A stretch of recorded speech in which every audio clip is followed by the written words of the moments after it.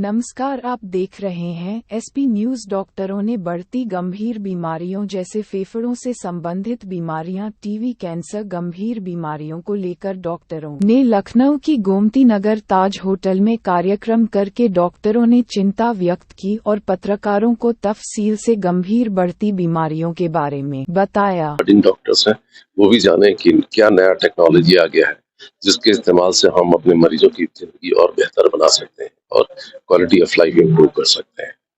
इसमें जो मुख्य टॉपिक हैं, जैसे कि अभी बात कर रहे थे कि इसमें जैसे कि सीटी स्कैन का नया उपयोग कैसे कर सकते हैं, नया एडवांसमेंट क्या है, लंग अल्ट्रासाउंड के बारे में बात की। इक्मो एक नई विधा आ गई है, एक्स्ट्रा कार्पोरियल मेम्ब्रेन ऑक्सीजनेशन। जिन मरीजों में वेंटिलेटर से भी ऑक्सीजन पूरा नहीं पड़ता, उनको बाहर से ECMO एक मशीन है, उसके द्वारा इस्तेमाल करके उसकी जान बचाई जा सकती है। और बहुत सारे मरीजों को जो लंग ट्रांसप्लांट की जरूरत है, उनके लिए भी ECMO एक ब्रिज की तरह काम करता है। और अभी लंग ट्रांसप्लांट बहुत सारे मरीजों में एक अंतिम विकल्प के रूप में उभर कर आया है।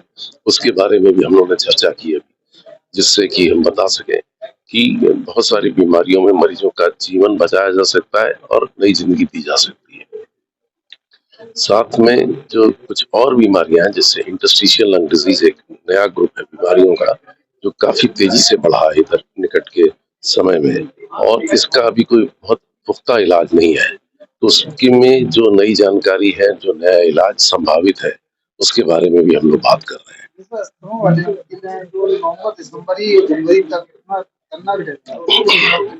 अस्थमा एक ऐसी बीमारी है जिसमें कि ट्रिगर्स जो है, जिन मरीजों को अस्थमा है, धूल, धुआं, गर्दा, महक, ये बढ़ा देता है। और जो मौसम का बदलाव है, जैसे कि उधर होली के वक्त, इधर दिवाली के वक्त मौसम बदलता है, तो इन मरीजों में एलर्जी बढ़ जाती है और जो सांस के रास्ता में जो है उसमें सूजन और सिकुड़न हो जाती है। एटमॉस्फेरिक पोल्यूशन भी इसको बढ़ाता है। वायरल इन्फेक्शन जाड़े में बहुत होते हैं, उसकी वजह से भी इनमें बढ़ाव। बॉडी में कितना साइड इफेक्ट पाया जाता है? नहीं, मतलब ये है कि साइड इफेक्ट से मतलब ये है कि जैसे अस्थमा अगर बढ़ाएगा तो बॉडी में जैसे सीने में जकड़न है, सांस का फूलना है और खांसी आना और शरीर में ऑक्सीजन की कमी हो जाना, ये अपने आप में बहुत महत्वपूर्ण है। तो इसके लिए सही ढंग से उसकी जांच और साथ में उसका इलाज करना आवश्यक है। ज्ञान हो कि हम अपने पेशेंट के लिए आगे और क्या कर सकते हैं। जो नई एडवांसेस हुई, मैं यहाँ पे सिर्फ निमोनिया के बारे में बोलने के लिए आया हूँ, जो हम कहते हैं सीवियर कम्युनिटी एक्वायर्ड निमोनिया। जो निमोनिया लोगों को घर पे होता है, कम्युनिटी में होता है, एज कम्पेयर टू जो निमोनिया हम कहते हैं हॉस्पिटल में होता है, जिसको हम हॉस्पिटल एक्वायर्ड निमोनिया। ये देखा गया है कि निमोनिया अभी भी काफी कॉमन है। बैक्टीरिया के कारण भी हो सकता है, वायरस के कारण भी हो सकता है। कोविड के कारण भी निमोनिया ही हुआ था, जिसके कारण लोगों को ऑक्सीजन की कमी हुई और कई लोगों की डेथ्स भी हुई। इसी हिसाब से बैक्टीरिया के कारण भी निमोनिया हो जाता है, और जो मौसम बदलता है सर्दियों के मौसम में, ये ज़्यादा सीवियर हो सकता है। और ये देखा गया कि लगभग 30 से 40% लोगों को जो कम्युनिटी एक्वायर्ड निमोनिया होता है वो सीवियर भी हो सकता है, और 5 से 10% ऐसे लोग हैं जो ICU में भी पहुंच सकते हैं। क्योंकि इंडिया में टीबी के मरीज ज़्यादा बढ़ते जा रहे हैं, तादाद में होते जा रहे हैं, उसकी रोकथाम के लिए टीबी को रोकने के लिए गवर्नमेंट ने तो पूरा स्टॉप टीबी का प्रोग्राम शुरू किया है। निक्षय प्रोग्राम है, जहाँ पे सब टीबी के लोगों का डेटा कलेक्ट किया जाता है।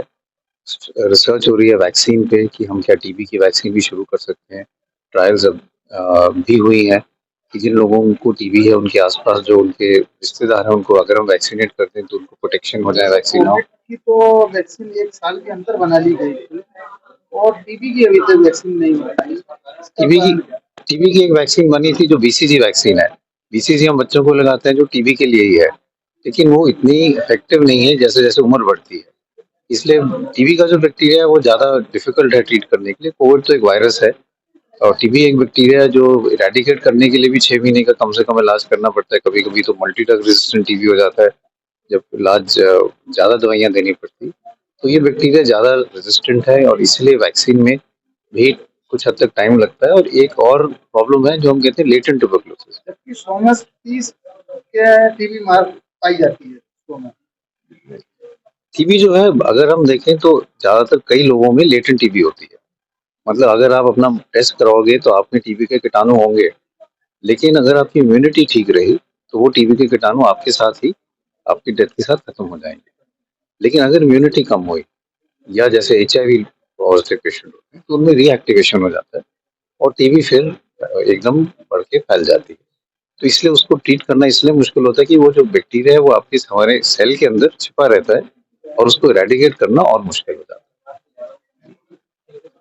और हिंदी में बात करूँ ना? हाँ, ओके। और मेरे लेक्चर के बारे में बताओ ना। हाँ, मैं डॉक्टर अमिता नेने हूँ। मैं head of respiratory medicine department Bombay hospital Mumbai से हूँ। मैं यहाँ लखनऊ आई थी रेस्पिरेटरी अपडेट कॉन्फ्रेंस के लिए। बहुत ही बढ़िया state of the art conference है। यहाँ पे मेरा लेक्चर का टॉपिक था कि अगर पेशेंट को टीबी है तो उनके लिए स्टीरॉइड यूज करना चाहिए कि नहीं। और ये बहुत ही इंपॉर्टेंट टॉपिक है क्योंकि जो पेशेंट का इम्यूनिटी रोग प्रतिकार शक्ति कम है उनको टीबी होता है, और जब भी हम लोग स्टीरॉइड देते हैं तो रोग प्रतिकार शक्ति और भी कम होता है। तो टीबी पेशेंट को हम लोग स्टीरॉइड देंगे तो एक्चुअली तो पेशेंट का हालत बहुत ही खराब हो जाना चाहिए, और इसके लिए हम नॉर्मली देते नहीं है। लेकिन अगर पेशेंट को थोड़े टाइप का टीबी है, अगर ब्रेन का टीबी है, अगर हार्ट का टीबी है, या तो एड्रिनल ग्लैंड का टीबी है, तो अगर आप पेशेंट को टीबी की दवाई के साथ स्टीरॉइड नहीं देंगे तो पेशेंट की जान चली जाएगी।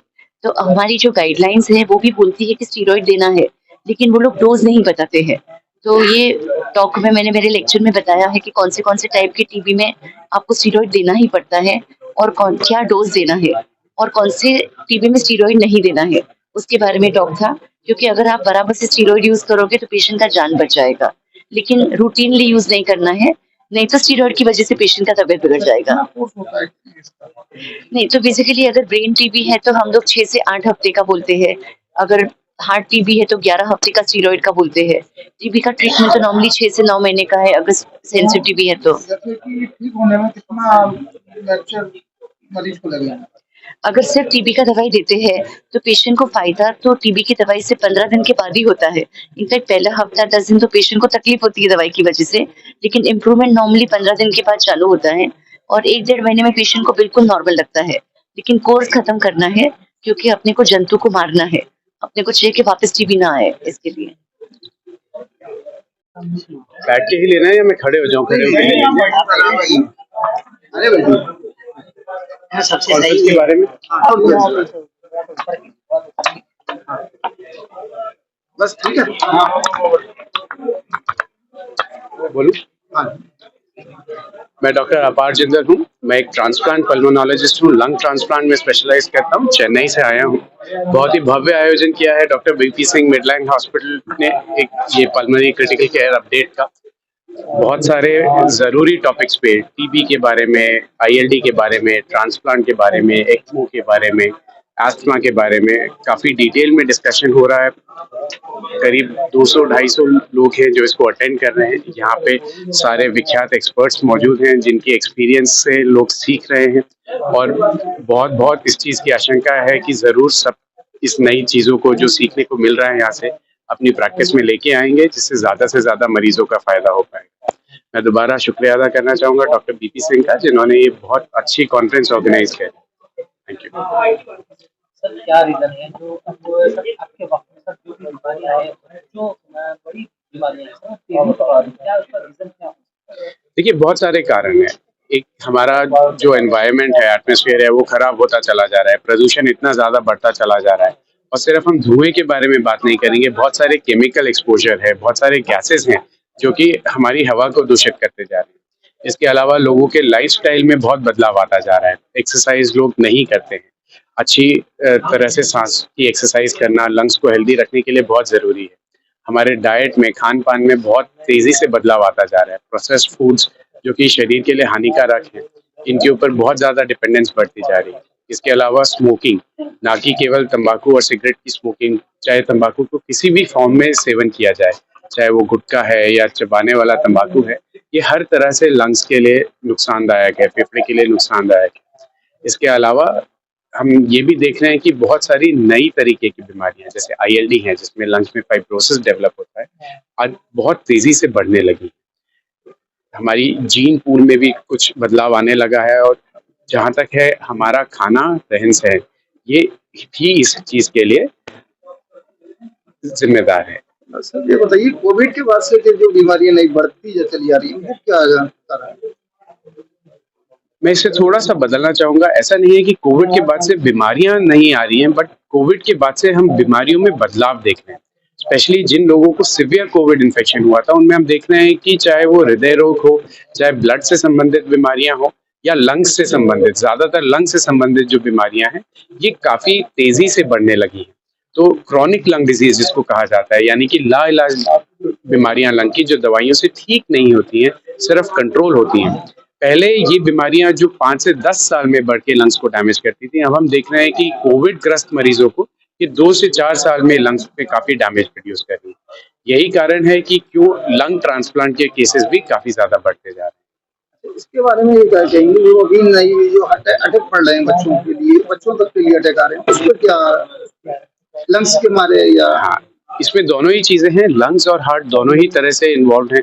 जैसा कि मैंने बताया कि हमारा लाइफस्टाइल बहुत चेंज होता जा रहा है, सेडेंटरी लाइफस्टाइल, यानी कि बैठे बैठे काम करते रहना, स्क्रीन टाइम इंक्रीज हो जाना, रेगुलर एक्सरसाइज नहीं होना और एक पूरी तरह से डाइट जो है, हेल्दी डाइट ना रहना, इसके पीछे बहुत बड़ा कारण है। तो आप और कोई ऐसी जो नई बीमारी आ रही है अभी तेजी से जो फैल रही है, उसके बारे में क्या? ये भी एक नए तरीके का वायरस है।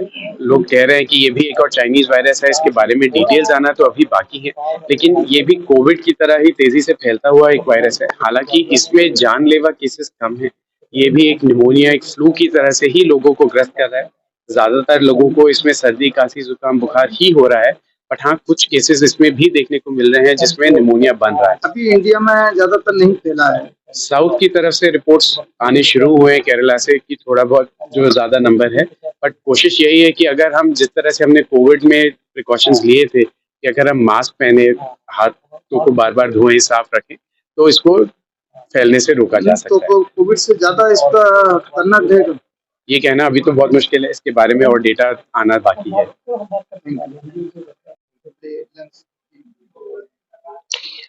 अब तो मेरा नाम डॉक्टर राजाधर है, मैं कलकत्ते से हूँ। मैं वहाँ का जो बिरला हॉस्पिटल है, सीके बिरला ग्रुप हॉस्पिटल्स का डायरेक्टर और एचओडी हूँ। तो हम लोग आज आए हैं फेफड़ों की बीमारी के बारे में बात करने के लिए। और आपको पता है कि प्रदूषण के साथ, टीबी के साथ, एक कुछ दिन पहले कोरोना महामारी जो हुई, उसके साथ लंग्स जैसी इंपॉर्टेंट ऑर्गन दूसरी कहीं पे नहीं है। तो ये हमारे डॉक्टर बीपी सिंह साहब ने जो ये मीटिंग करवाई है, जहाँ से सारे देश से लोग आए हैं, बोलने आए हैं, उसमें मैं भी बोलने आया हूँ। मैं लंग्स का प्रेशर, पल्मोनरी हाइपरटेंशन के बारे में बोलने आया हूँ। तो ये लंग्स की प्रेशर बढ़ने से सांस फूलता है। इसके कई कारण हैं।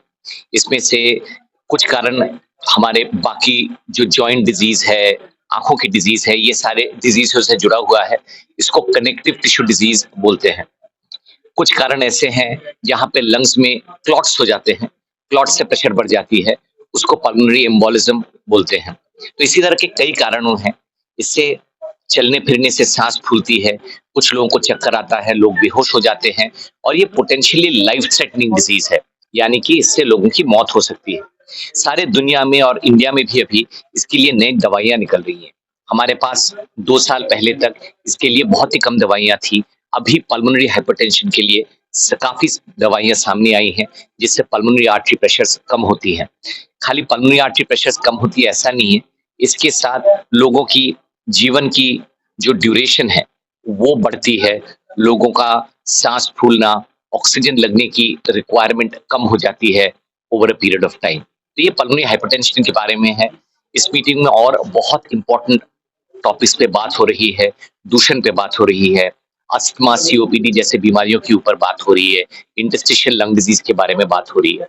एक चीज समझने लायक है कि सारे दुनिया में जितने बीमारियां हैं, उसमें से रेस्पिरेटरी डिजीज, फेफड़े की बीमारी हमारे देश में सबसे ज्यादा है। हमारे देश में सीओपीडी सेकंड कॉमनेस्ट कॉज है for deaths from any cause. Cardiovascular disease, heart की बीमारी 1 नंबर है, सीओपीडी 2 नंबर पे है। मगर अगर आप अस्थमा, सीओपीडी, आईएलडी सारा एक साथ ले लो तो इसकी संख्या सबसे ज्यादा हो जाएगी दुनिया में, burden of chronic lung disease. जो अभी नई बीमारी आई है उसके बारे में क्या? किस नई, जो अभी नया वायरस जो नया वायरस आया है, जो चाइना में आई है उसकी बात कर रहा हूँ, तो ये तो एक नई नहीं है, ये एक माइकोप्लाज्मा बोल के एक बैक्टीरिया है जिसका रिपोर्ट चाइना में एक मैसिव नंबर में मिला है। तो माइकोप्लाज्मा हमको आशा बहुत ज्यादा है कि ये कोरोना की तरह नहीं होगा, क्योंकि ये बैक्टीरिया जैसे मैंने कहा बहुत दिनों से है, ऐसा नहीं है कि ये नया है, ये बहुत दिनों से है। महामारी या अतिमारी कभी नहीं हुई है इसके पहले, मगर हमारे जो एम्स वाली 6 केसेस की रिपोर्ट है वो भी कोई एपिडेमिक या पैंडेमिक जैसा नहीं लग रहा है। तो मेरे ख्याल से ये एपिडेमिक या पैंडेमिक तो बिल्कुल नहीं होगा, मगर इस तरह के वायरसेस, इस तरह के बैक्टीरिया आते रहेंगे और ये जरूरी है कि हम लोग सरकार की तरफ से, डॉक्टरों की तरफ से हम लोग सचेत रहें। हमको हमारी जो तैयारी है, ऑक्सीजन, हॉस्पिटल बेड्स, ये सारी चीजें अच्छी तरह रहे। और हम लोग पब्लिक को बोलते हैं कि ये जो पर्सनल प्रोटेक्शन इक्विपमेंट है, मास्क है, हाथ धोना है, हाथ साफ करना है, ये सारी चीजें जो है ये पहले की तरह ही चलना चाहिए, वो बंद बिल्कुल नहीं होनी चाहिए। लंग्स ट्रांसप्लांट होता है तो उसका एक बार में लंग्स ट्रांसप्लांट में कितना लगभग खर्चा आ जाता है? तो वो तो सेंटर से सेंटर पे भिन्न है, मगर ये खर्चीला है। और प्रॉब्लम ये है कि अभी सारे देश में ये आया नहीं है। साउथ में काफी सेंटर्स हैं, नॉर्थ में भी 1-2 सेंटर्स हैं, ईस्ट में सेंटर्स हमारी डेवलप हो रही हैं, तो इसीलिए जो कॉस्ट है वो भी बहुत वेरिएबल है। तो एक ट्रांसप्लांट के कहीं भी 25 से 50 लाख के आसपास का खर्चा पड़ा रहता है। मगर इससे भी जरूरी है कि खाली ट्रांसप्लांट हुआ और सारा खर्चा खत्म हो गया, ऐसा भी नहीं है। उसके बाद जो दवाइयां लगती हैं, इम्यूनोसप्रेसेंट्स लगती हैं, वो महंगा है, उसके लिए काफी खर्चा रहता है। तो ये खर्चा तो है ही, मगर जैसे जैसे देश आगे बढ़ेगी, नए नए अच्छे ट्रांसप्लांट सेंटर्स आएंगे, हमें बहुत आशा है कि ये ट्रांसप्लांट का कॉस्ट भी कम हो जाएगा। ज्यादातर बीमारियां जो हैं गरीब तबकों में हैं, उनके लिए कोई इलाज ऐसा होता है?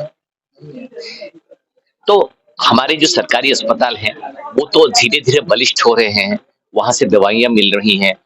हमारी दवाइयों का जो सीलिंग है, जो खर्चा है, वो भी धीरे धीरे सरकार सीलिंग कैप करने की कोशिश कर रही है, वो भी धीरे धीरे कम हो रहा है। So all of these factors I think will help the poor majority of our country.